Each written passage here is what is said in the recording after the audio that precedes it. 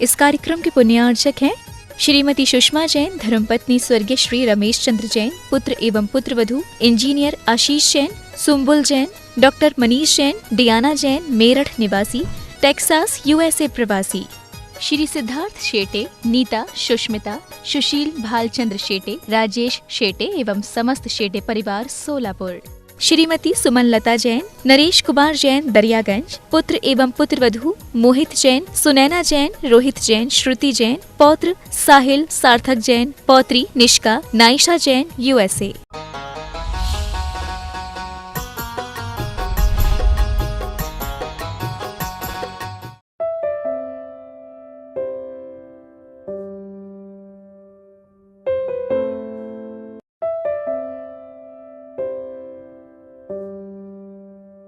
महर्षि नैना जी जिनकी शंका है कि जो है सो है, जो हो सो हो, भजन के अनुसार हमें क्या कुछ भी नहीं सोचना चाहिए, क्योंकि जब जो निश्चित है वो तो होगा ही।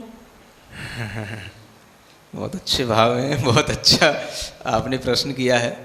देखो, हमेशा हम एक ही भाव में नहीं रहते और हमेशा हमें अलग अलग पॉइंट ऑफ व्यू से अलग अलग भावनाएं भी करनी पड़ती हैं, है ना। कभी हम व्यवहार की भी भावना करते हैं, कभी हम निश्चय की भी भावना करते हैं।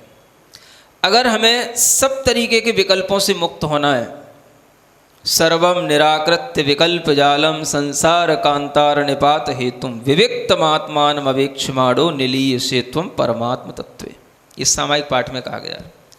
अगर आपको सब तरीके के विकल्प छोड़ना है, सब तरीके की चीज़ों से मुक्त होना है, तो आपको ये भावना करनी पड़ेगी कि हमारे लिए इस संसार में कुछ भी करणीय नहीं है, कर्ता बुद्धि मुझे नहीं रखना है, जो की थी वो मेरा अज्ञान था। तभी आप निर्विकल्प दशा की ओर आ पाएंगे। तो ये जो भावनाएं होती हैं, ये भावनाएं हमें निर्विकल्प बनाने के लिए होती हैं। जो हो सो हो, जो है सो है, हमको क्या, हम क्या कर लेंगे, समझ आ रहा है। ये एक तरह की आज की ये मॉडर्न सामायिक तरह की भावनाएं हैं, समझ आ रहा है ना। जैसे हर चीज़ का मॉडर्नाइजेशन हो रहा है, ऐसे ही इस भजन के अनुसार जब आप निर्विकल्प होंगे तब आपका मन ध्यान में लगेगा, सामायिक में लगेगा। क्योंकि जब तक आप निश्चिंत नहीं हुए, भविष्य की चिंताओं में, कुछ करने की आकुलताओं में पड़े हैं, आपके मन में शांति नहीं आएगी। तो ये भजन का इस्तेमाल हमेशा ध्यान के लिए किया जाता है। हम भी कभी कभार इसको बताते हैं तो ध्यान के समय पर ही बताते हैं। तो ये भावनाएं एकांत रूप से हमारे लिए नहीं है, ये भावनाएं हमारे लिए निर्विकल्प बनाने के लिए हैं। जब भी हमें निर्विकल्पता की भावना आए तो हम ये करें, और जब हम ध्यान कर चुके हैं, अपना समय उसमें लगा चुके हैं, अब हमें ध्यान तो आएगा कि हमें अपनी जॉब पे जाना है, हमें रोटी बनाना है, हमें घर से बाहर भी निकलना है, तो अब अपना काम करना है, तो अब आप अपना काम अपना देख करके करो। उसमें भी ये ध्यान रखो कि अगर हम कोई काम करने जा रहे हैं, वो काम हो जाए तो हमारा सत्कर्म है, हमारे कर्म का फल है, ना हो जाए तो भी हमारे लिए कोई बात नहीं, क्योंकि जो हो सो हो। अगर आप ये ध्यान रख करके कोई भी काम करने जाएंगे तो परेशान नहीं होंगे। अगर आप इस भजन की इस भावना में हमेशा अपने आप को लीन रखेंगे तो आप कभी डिप्रेस्ड नहीं होंगे, आपके अंदर किसी भी तरीके के स्ट्रेस नहीं आएंगे। जो हो रहा है मैं क्या कर सकता हूँ, यही होना था, यही हमारे लिए हमारे कर्म का फल था, इसको आपको इस रूप में सोचना है।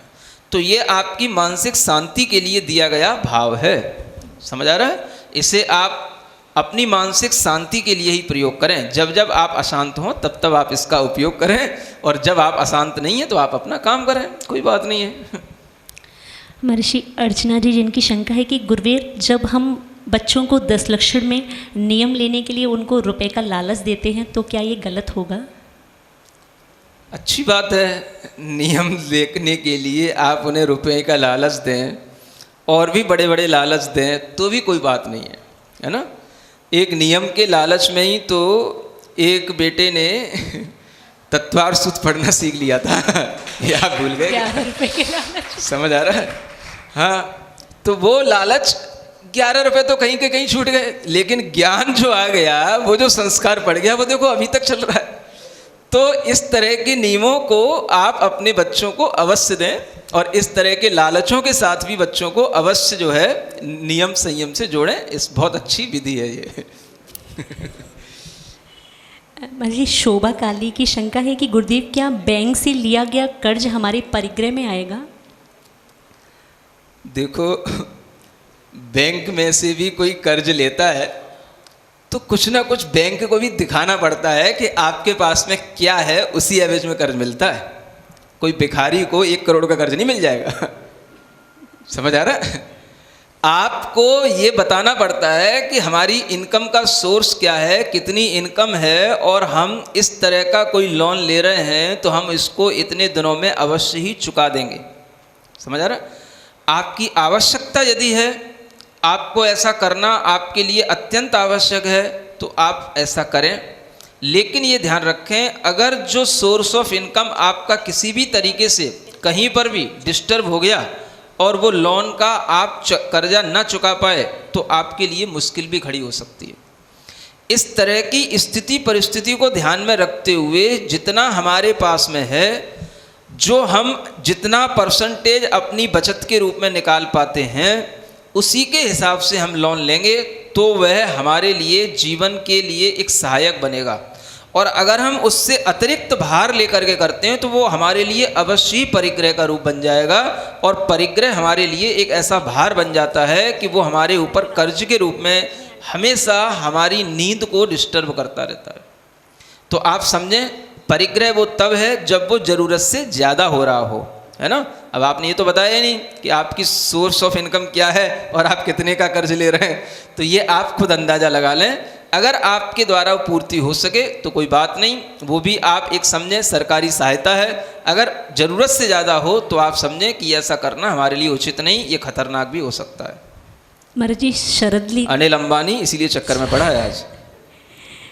शरद जी काशलीवाल रोहिणी से शंका है, महाराज जी आपने बताया था ज्ञान से विशुद्धि बढ़ती है, तो क्या पंडितों की विशुद्धि ज़्यादा होती है?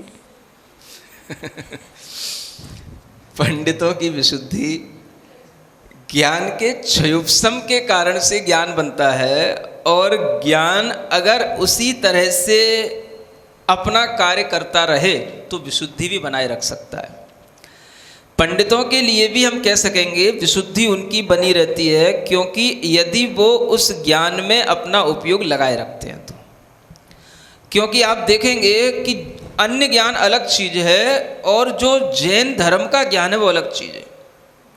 जैन धर्म का ज्ञान इतना सिद्धांतिक ज्ञान है कि उसमें आपको अपना उपयोग लगाए बिना कभी भी कुछ बोलने में नहीं आ सकता है, कभी भी आपको कुछ कहने में नहीं आ सकता है। तो उसमें जो अपना निरंतर उपयोग लगाए हुए है, हम कह सकेंगे कि उसके ज्ञान के क्षयोपशम के कारण से उसकी विशुद्धि अन्य लोगों की विशुद्धि से अच्छी है, इसमें कोई शंका की बात नहीं है। महर्षि रचना जी जिनकी शंका है कि महर्षि आजकल लोग दूसरे के सुख को देखकर दुखी होते हैं, तो ऐसा क्यों होता है? आजकल ये तो अनादिकाल की बात है, अनंत काल तक भी यही चलेगा। ये तो ह्यूमन नेचर है भाई, आजकल ही क्यों। और ये भी कोई बात नहीं कि ये केवल आप लोगों के साथ ही हो रहा हो, कोई भी व्यक्ति anywhere anyone in this world, हर आदमी का नेचर ही है कि वो हमेशा दूसरों के सुख को देख कर के ही दुखी होता है, और उसके अंदर यही दुख उसको दुखी बनाए रखता है। तो आप इस चीज़ को ऐसे समझने की कोशिश करें कि यह अज्ञानता से उत्पन्न हुई हमारे वैचारिक परिणति का दुख है। इसे हम जितना अपने सम्यक ज्ञान से संभालेंगे, जितना हम वस्तु की जगत की संसार की स्थिति का सही ढंग से आकलन करेंगे, उतना ही हम अपने आप को संभाल करके इस दुख से बचा पाएंगे। अन्यथा सम्यक ज्ञान के अलावा इस दुख से मुक्ति का और कोई दूसरा उपाय नहीं है। महाराज जी दीपाली पाटिल कोल्हापुर महाराष्ट्र शंका है कि गुरुवर अरहम योग और भावना योग में क्या अंतर है? मुझे तो अभी एक ही योग मालूम है, जब मुझे दूसरा योग कुछ पता ही नहीं है तो मैं उसके बारे में क्या कह सकता हूँ, है ना। क्योंकि ना तो मैं आपकी तरह टीवी देखता हूँ और ना मैं आपकी तरह मोबाइलों पे झांका करता हूँ कि कहाँ क्या चल रहा है, तो मुझे इस तरह से कुछ भी पता नहीं है। अगर आपको पता हो तो आप हमें बता देना। महर्षि नवीन ठोलिया जयपुर से शंका है कि कल आपने मोक्ष शास्त्र में गोत्र का वर्णन किया, अगर कोई जैन आदमी चमड़े या हिंसा का व्यापार करे तो क्या फिर भी वो उसकी फैमिली उच्च गोत्र की कहलाएगी? गोत्र का वर्णन किया? वो उच्च गोत्र और नीच गोत्र के बारे में आया हो। कि जैन कुल में रहते हुए जरूरी नहीं है उच्च कुल में ही हो।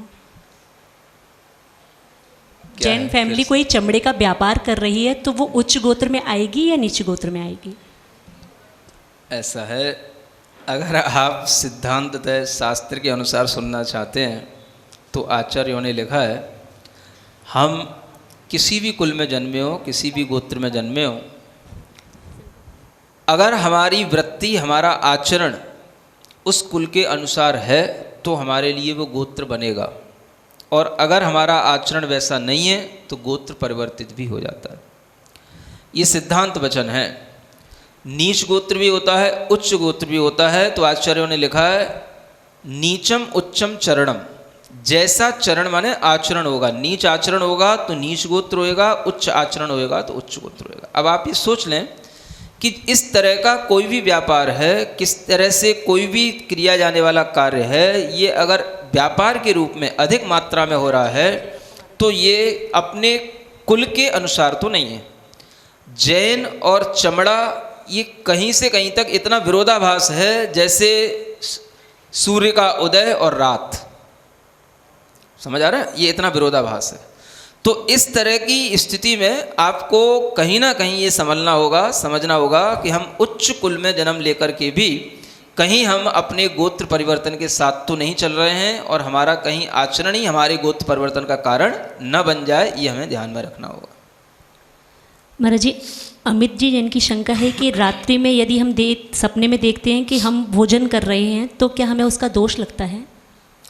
हाँ, रात्रि में भी अगर किसी भी तरह के इस तरह के कार्य आप देखते हैं तो दोष तो लगता है, उसका प्रतिक्रमण भी होता है, उसके लिए आलोचना की जाती है। और इस तरह के दोषों की आलोचना करने के लिए आपको कोई ना कोई तरह से प्रायश्चित इत्यादि भी करना चाहिए, यदि आपका उपवास आदि है या आपको रात्रि भोजन का नहीं करने का नियम है। तो अक्सर उपवास आदि के कारणों से भी ये चीज़ें संभव होती हैं। समझ आ रहा है ना? जो व्यक्ति पहली बार करते हैं और जिनका मन नहीं लगता है तो उन्हें दिन भर जो दिखाई देता है वही उन्हें फिर रात में भी दिखाई देता है। तो कई बार ऐसा भी होता है, लेकिन इससे आप डरे नहीं। ये छोटे छोटे दोष हैं, इन्हें हम आलोचना पढ़ करके, नमोकार मंत्र की जाप करके भी दूर कर सकते हैं। जब आप अभ्यास करके निष्णात हो जाएंगे तो ऐसी कोई भी प्रवृत्तियाँ, ऐसे कोई भी दोष आपको देखने को नहीं मिलेंगे। मंगल बड़जात्या जी औरंगाबाद से, गुरुदेव भव्य जीव कब कब अभव्य हो सकता है? आप कैसी बच्चों जैसी बातें कर रहे हैं।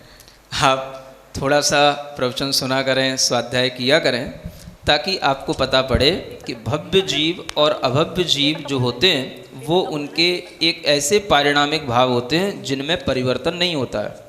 भव्य जीव कभी अभव्य नहीं बनते और अभव्य जीव कभी भव्य नहीं बनते। भव्य भव्य ही रहता है, अभव्य अभव्य ही रहता है। जैसे जो चैतन्य पदार्थ है वो चैतन्य ही रहेगा, जो अजीव पदार्थ है वो अजीव ही रहेगा। इसी तरीके से भव्य और अभव्य के विषय में जानना। गुरुवर, समायिक व ध्यान में क्या अंतर होता है? समायिक कैसे करनी चाहिए और ध्यान कैसे करते हैं? शैला जैन, पटेल नगर, मुजफ्फरनगर से।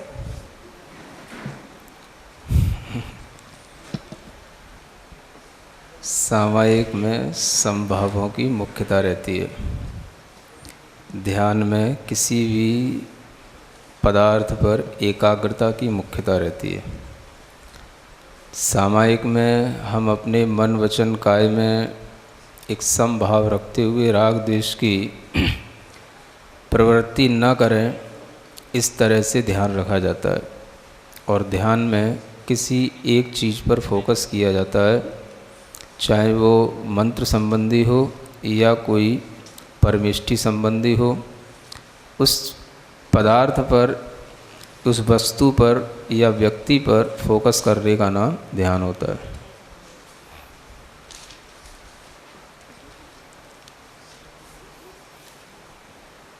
नमोस्तु गुरुदेव। धैर्य जैन, रोहिणी, दिल्ली से। इनकी उम्र 13 साल है। गुरुदेव, हमने ऐसा कौन सा पुण्य करे?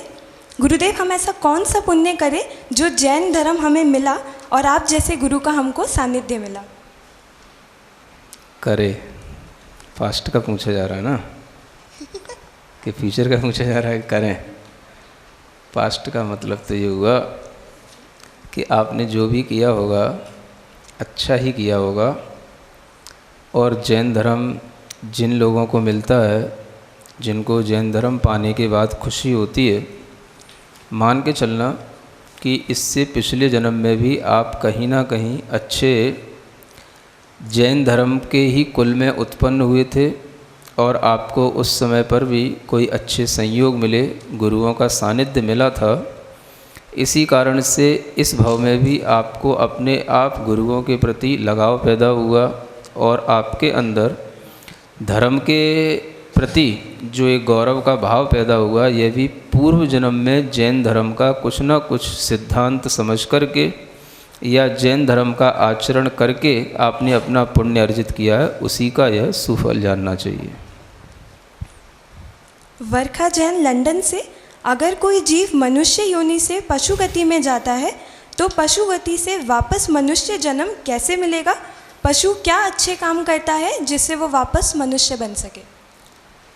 पशुओं में भी मनुष्य गति को प्राप्त करने योग्य जो भाव बताए गए हैं वो उपलब्ध हो जाते हैं। मनुष्य गति की प्राप्ति करने के लिए स्वभाव से मृदु होना भी एक भाव बताया गया है। मनुष्य गति की प्राप्ति करने के लिए आपके परिणामों में सरलता होना भी यह मनुष्य आयु के बंध का कारण बताया गया है। और जिस समय पर आयु का बंध होता है उस समय पर अगर हमारे अंदर शुभ लेश्याएँ होती हैं तो उससे भी अपने आप उसी मनुष्य आयु या देव आयु का बंध होता है। तो जब भी कभी पशु के अंदर के परिणाम किसी भी निमित्त से शुभ लेश्या के हो जाते हैं, शुभ लेश्या का मतलब कोई भी उनके अंदर कृष्ण नील कापोत लेश्या की कमी हो गई, पीत पद्म लेश्या आदि उनके अंदर भी पाई जा सकती हैं, तो शुभ लेश्या के परिणाम उनके किसी निमित्त से हो सकते हैं। यह लेश्या के परिणाम जैसे ही बदलते हैं उस समय पर ही यदि आयु का बंध होता है तो उस समय पर उनके लिए मनुष्य आयु का बंध होना भी संभावित होता है। बहुत से ऐसे तिर्यंच होते हैं जो छल कपट नहीं करते, सरल होते हैं, बिना किसी मांसाहार इत्यादि के अपना जीवन जीते हैं। तो इस तरह के तिर्यंचों में अपने आप इस तरह की परिणतियाँ बन जाती हैं जो वो मनुष्य गति के योग्य आयु का बंध कर लेते हैं। दीपा जैन जी का प्रश्न है, भावी नैगम्य और द्रव्य निक्षेप में क्या अंतर होता है? भावी नैगम्य में हम जो आगे होने वाला है उससे पहले वर्तमान में हम आरोपण करते हैं। आपको बताया था कि जैसे जिनका सिद्ध होना निश्चित है ऐसे अरिहंत को अगर हम सिद्ध कहते हैं तो ये भावी नैगम्य कहलाता है, अरहन ही सिद्ध हैं। द्रव्य निक्षेप में जो होने की योग्यता रखता है उसको उससे पहले जब हम कहते हैं तो वह द्रव्य निक्षेप के माध्यम से कहा जाता है। आपको धीरे धीरे ये भी जानने में आएगा कि निक्षेप भी नयों का विषय बनते हैं, कौन सा निक्षेप किस नय में आता है। तो ये द्रव्य निक्षेप जो है यह तब किया जाता है जब कोई व्यक्ति योग्यता तो रख रहा हो लेकिन अभी वो उसकी तैयारी में ना भी हो और अभी उसके अंदर वह पूरी की पूरी परिणति वैसी ना भी दिखाई दे रही हो। जैसे राजा का पुत्र था, राजकुमार था, और उसको हमने कहा कि यह राजपुत्र है या यही राजकुमार है। तो राजकुमार कहने से वो राजा नहीं बन गया, और ये ज़रूरी नहीं कि वो राजा का पुत्र है तो राजकुमार बन ही जाए, क्योंकि कुछ ऐसे भी राजकुमार होते हैं जो बहुत ऐबी होते हैं, कुछ ऐसे भी राजकुमार होते हैं जो किसी भी तरह की योग्यता नहीं रखते हैं, भले ही राजा के पुत्र पैदा हुए लेकिन योग्यता नहीं है। लेकिन लोग तो कहेंगे, बन जाए कोई ज़रूरी नहीं है। तो द्रव्य निक्षेप से वो तो कहा जा सकेगा कि राजा का पुत्र राजा है, राजपुत्र है, राजकुमार है, ये तो कहने में आ जाएगा। लेकिन इसको हम भावी नैगम्य से उसके लिए ज़रूरी नहीं कि वह हम उसको कहें कि यह राजा बनेगा। तो भावी नैगम नय में वह आएगा जो नियम से वैसा होने वाला ही होगा आगे। अरहंत को सिद्ध बनना ही है। अरहंत इसलिए सिद्ध के योग्य होने के कारण से उनके लिए ये उदाहरण भावी नैगम नय में लगाना, और द्रव्य निक्षेप में वैसी योग्यता नहीं होने पर भी उसको हम कह सकते हैं यह द्रव्य निक्षेप में लगाना। ये अंतर समझ सकते हैं। नमोस्तु गुरुदेव। दीपाली जैन, गढ़ी रायसेन, मध्य प्रदेश से। गुरुदेव, हमारे यहाँ आपके सानिध्य में मंदिर निर्माण कार्य शुरू हुआ था और अब वह पूर्ण हो चुका है। हम ऐसा क्या करें कि आपके द्वारा वहाँ पंच कल्याणक हो?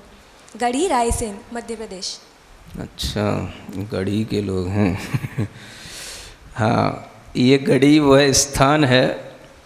जब मैं गया था तो आप लोगों को भी एक अच्छा भाव सुनने के लिए तत्पर रहना है कि मेरा बिहार होने का था। मैं अगले ही दिन सुबह बिहार करने को था, तो वहाँ गढ़ी के बच्चे एक साथ इकट्ठे होकर के रात को सामायिक से पहले आकर के बैठ गए, और आज कल आपका बिहार नहीं होगा, हमें यहाँ पर सिद्ध चक्र विधान कराना है। समझ आ रहा है? कोई तैयारी नहीं। हमने कहा हमें अगर आप कल से शुरू कर पाओगे तो ही हम रुक सकते हैं, परसों से भी नहीं। उन्होंने, बच्चों ने रात भर में ही इतनी तैयारी कर दी कि सुबह से सिद्ध चक्र विधान शुरू हो गया। समझ आ रहा है? ऐसे ऐसे भी लोग होते हैं। तो ये वही गढ़ी है। उस गढ़ी के लोग पूछ रहे हैं कि अब वहाँ सिद्ध चक्र विधान के बाद में रूपरेखा बनी थी मंदिर की, पंच कल्याणक की भावना हो रही होगी। ऐसी कोई बात नहीं है। ऐसा तो और भी अन्य जगहों पर हुआ है कि जहाँ पर मंदिर बनाना शुरू हो गए हैं और मंदिर के पूर्णता भी हो गई है, लेकिन अब वहाँ तक पहुँचना अगर अभी संभव नहीं हो रहा है तो दो चीज़ें हैं। या तो आप अपने लिए बहुत शीघ्रता में हो, तो जो कोई भी वहाँ आसपास मुनि महाराज हों, आप उनसे निवेदन करके पंच कल्याणक करवाएं, है ना। और अपना तो अब कब कहाँ पहुँचना होगा ये कुछ भी नहीं कहा जा सकता, क्योंकि गुरुजी के आदेश के अनुसार जब जैसी दिशा मिलेगी तब वो संभव होगा। हाँ, ये बात अलग है कि आप गुरुजी के पास में जाकर के निवेदन कर सकते हो, और आपके लिए इस तरह की भावनाओं को अभिव्यक्त करने की छूट है। आप ऐसा करके गुरुजी जैसा आदेश दें वैसा आप करें, इसी में अच्छा होगा। सरिता जैन, विदिशा से। महर्षि, मोह और लोभ किन गुण स्थान तक रहता है? मोह और लोभ। मोह और लोभ एक ही चीज़ें हैं। आप समझें, आपको पहले भी दिन बताया था कि मोह का ही परिवार है क्रोध, मान, माया, लोभ। तो 10वें गुण स्थान तक लोभ रहता है, 10वें गुण स्थान तक ही मोह रहता है। उस लोभ की सूक्ष्म परिणति राग कहलाती है, जो 10वें गुण स्थान तक रहती है। इसके आगे फिर जो है मोह या लोभ या किसी भी कसाय का कोई सद्भाव उदय के रूप में नहीं रहता। 11वें गुण स्थान में सत्व रहता है, सत्ता रहती है, लेकिन उदय में नहीं आता। तो इस तरह से जानना कि उदय का अभाव तो 11वें गुण स्थान में हो जाता है, लेकिन सद्भाव जो मुख्य रूप से माना जाता है, जिसके कारण से हमें कर्म का कुछ संवेदन या फल मिलता है, वो 10वें गुण स्थान तक ही होता है। सुजाता पांड्या, इंदौर से। महर्षि, एक जीव में एक साथ शुद्ध ज्ञान, अवधि ज्ञान, मने पर्य ज्ञान रहेगा तो मति ज्ञान नहीं रहेगा क्या? प्रश्न उत्तर में जो आपको परीक्षा में पूछा गया है उसमें आपके लिए ये पूछा गया कि कौन कौन से 3 ज्ञान एक साथ हो सकते हैं। तो जो कॉम्बिनेशन बने वो आपको राइट कर देने का। अब मतिक ज्ञान भी साथ में होगा तो होगा, मतिक ज्ञान के बिना तो श्रुत ज्ञान नहीं होगा, ये तो आपने अच्छा जाना। तो मतिक ज्ञान भी होगा, लेकिन वो कॉम्बिनेशन 3-3 के बनाने थे। तो 3 ज्ञान कोई भी साथ में रहते हैं उसका आपको आंसर देना है। तो अगर वहाँ पर एक ऑप्शन श्रुत ज्ञान है ना, अवधि ज्ञान, मने पर्य ज्ञान लिखा हुआ है, तो उस पर आपको राइट का साइन लगाने में कोई दिक्कत नहीं है, क्योंकि ये 3 ज्ञान भी एक साथ रहते हैं और मतिक ज्ञान भी रहता है। अगर रहेगा तो उसका चतुर्थ भंग बन जाएगा, 4 संयोगी भंग बन जाएंगे वो। अर्चना जैन, मुंबई से। महर्षि, पापों के क्षय के लिए हमें क्या करना चाहिए? पापों के क्षय के लिए हमें क्या करना चाहिए? पाप क्या होते हैं पहले जान तो लो। अभी जो हमने पाप अर्जित किए हैं वो पाप हमारे कर्म के रूप में हैं, है ना। पाप कोई ऐसी चीज़ नहीं है जो हम उसके ऊपर किसी भी तरह से अटैक कर दें और उसका विनाश हो जाए। पाप एक हमारे अंदर कर्म है। और आप ये जान लें कि जितने भी ज्ञानावरण, दर्शनावरण, मोहिनी, अंतरा, ये जो घाती कर्म हैं ये सभी पाप कर्म ही कहलाते हैं। तो पाप कर्म के क्षय का मतलब है इन घातीय कर्मों का क्षय करना। और घातीय कर्मों में भी सबसे पहले आप मोहिनी कर्म का क्षय करें। अपने मन में ये विचार करना शुरू कर दें कि मोह सबसे बड़ा पाप है, मोह को पाप कहा गया है। तो इस पाप का क्षय करने का मतलब है मोह का क्षय करना। तो आप मोह का क्षय करेंगे, पाप का क्षय अपने आप हो जाएगा। अजय जैन जी की शंका है, चंद्रमा जीव है या अजीब? चंद्रमा का जो विमान है वो विमान तो पृथ्वी का एक होता है और उसमें बाहरी सतह पर भी जीवों की उत्पत्ति होती है और उसके भीतर भी देवगति के ज्योतिषी देव रहते हैं। अगर आप केवल बाहरी सतह की बात कर रहे हैं तो वह आप उसको अजीब समझ सकते हैं, भले ही उसकी सतह पर जीवों की उत्पत्ति हो रही हो। तो जो विमान है पूर्ण, जो पूरा विमान है वो तो आपके लिए एक तरह से अजीब है ना। लेकिन उसमें अनेक जीवों की उत्पत्ति, उद्योत नाम कर्म वाले जो जीव हैं, एक इंद्रिय जीव, उनकी उत्पत्ति होती है। उसके ही उस उद्योत के प्रकाश के कारण से हमें उस शीतलता की प्राप्ति होती है, ऐसा आगम में लिखा है। ज्योति सहूजी औरंगाबाद से, गुरुदेव हमारे जीवन की सार्थकता के लिए हम पूरे साल भर क्या नियम फॉलो करें जिससे हमें अगले 10 लक्षण धर्म को अपने हृदय में संभाल के रख सकें? आप भावना करें कि अगले 10 लक्षण जब तक आएँ उससे पहले आप और 1-2 बार 10 लक्षण बना चुके हों। समझ आ रहा है? क्योंकि 10 लक्षण साल में 3 बार आते हैं, हम केवल 1 बार मनाते हैं।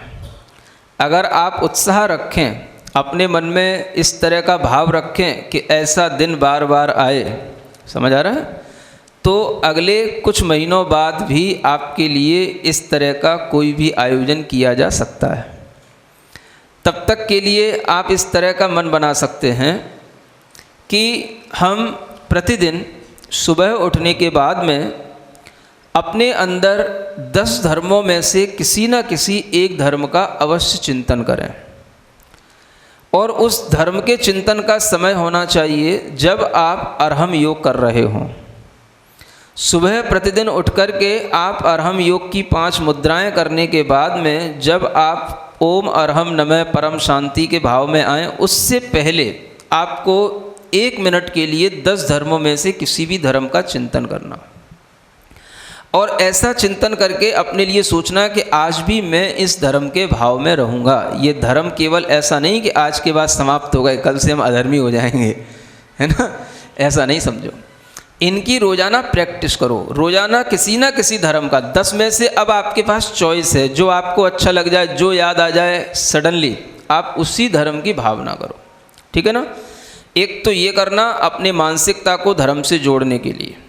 दूसरा, अपने अंदर शारीरिकता के हिसाब से कोई ना कोई उस दिन विचार करो कि मैं आज क्या एक नियम अपने मन में ले लेती हूँ या ले लेता हूँ।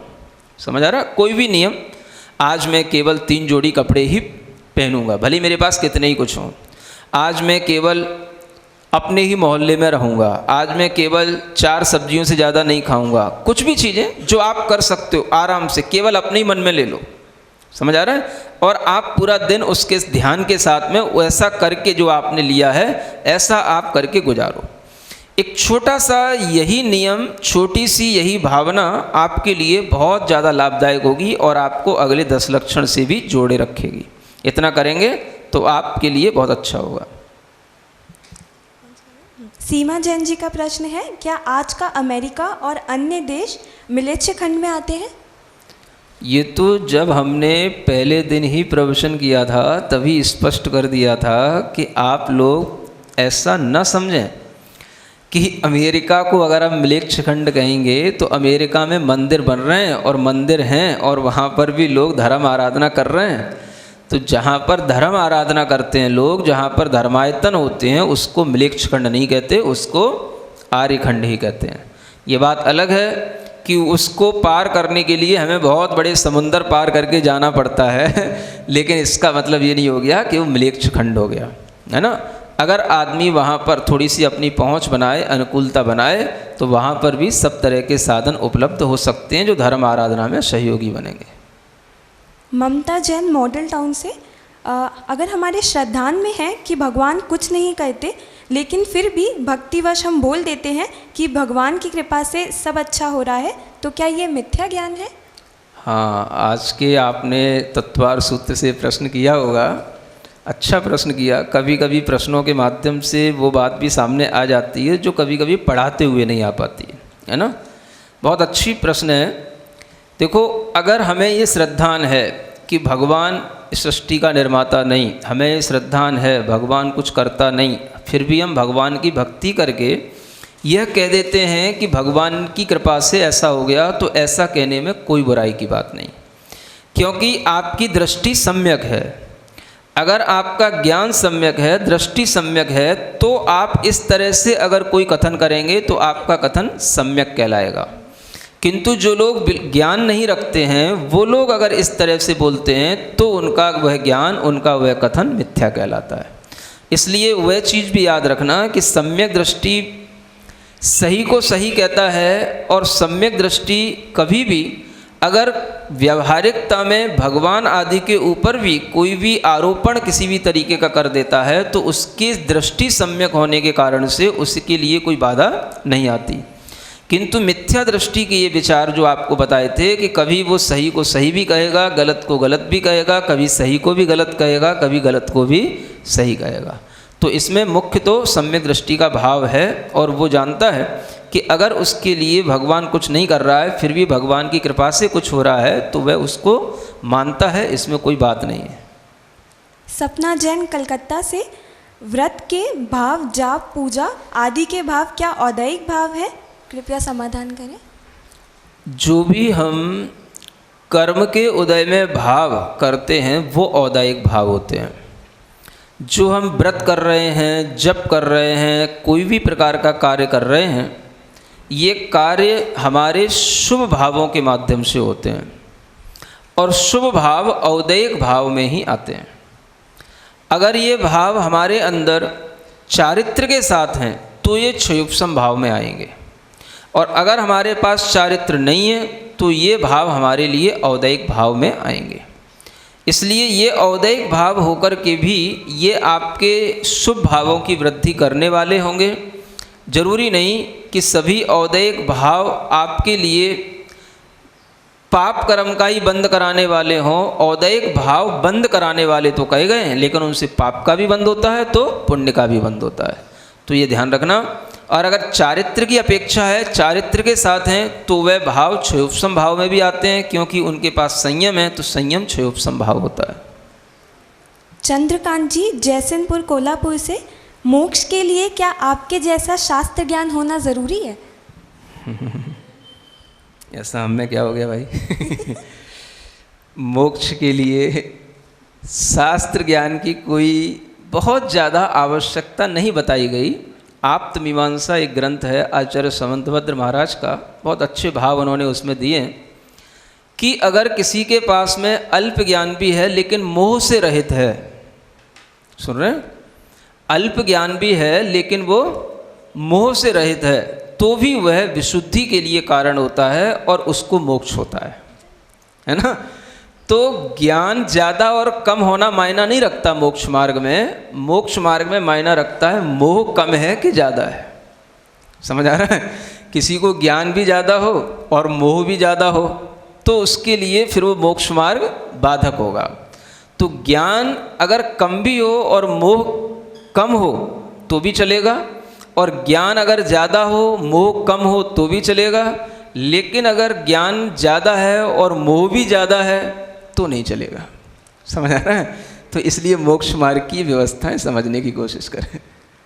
अलका राव ने, पूजा में स्त्री को विषबेल क्यों कहा गया है? मुझे मालूम था ये ऐसे प्रश्न जरूर आएंगे।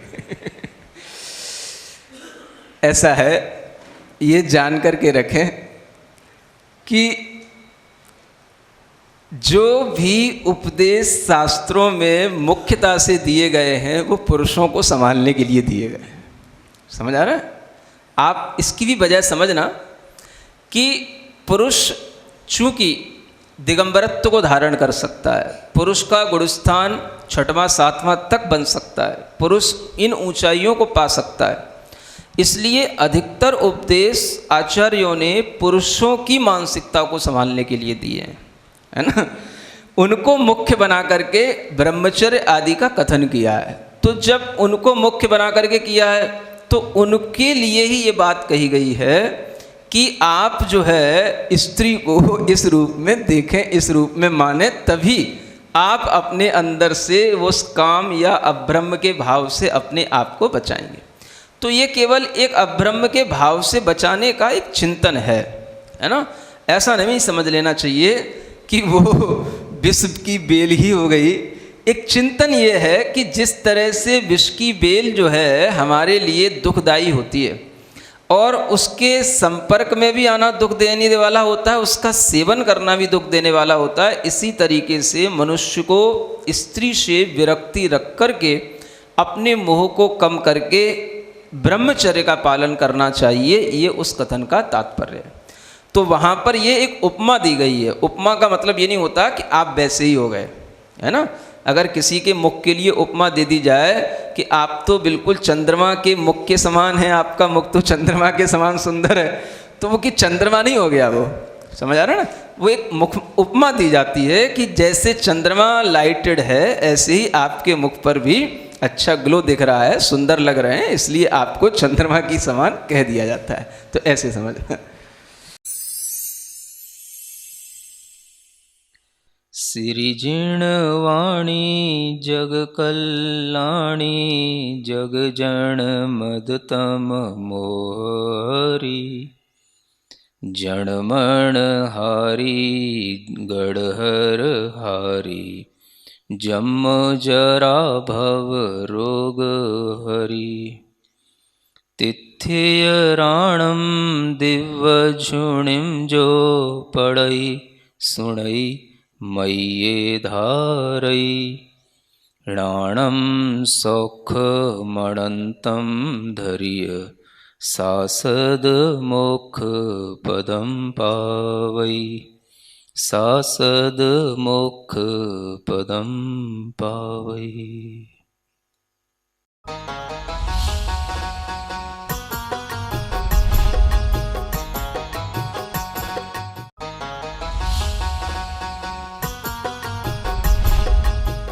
इस कार्यक्रम के पुण्यार्चक थे श्रीमती सुषमा जैन, धर्मपत्नी स्वर्गीय श्री रमेश चंद्र जैन, पुत्र एवं पुत्रवधू इंजीनियर आशीष जैन, सुम्बुल जैन, डॉक्टर मनीष जैन, डियाना जैन, मेरठ निवासी, टेक्सास यूएसए प्रवासी, श्री सिद्धार्थ शेटे, नीता, सुष्मिता, सुशील भालचंद्र शेटे, राजेश शेटे एवं समस्त शेटे परिवार सोलापुर, श्रीमती सुमन लता जैन, नरेश कुमार जैन दरियागंज, पुत्र एवं पुत्रवधू मोहित जैन, सुनैना जैन, रोहित जैन, श्रुति जैन, पौत्र साहिल सार्थक जैन, पौत्री निष्का नाइशा जैन यूएसए।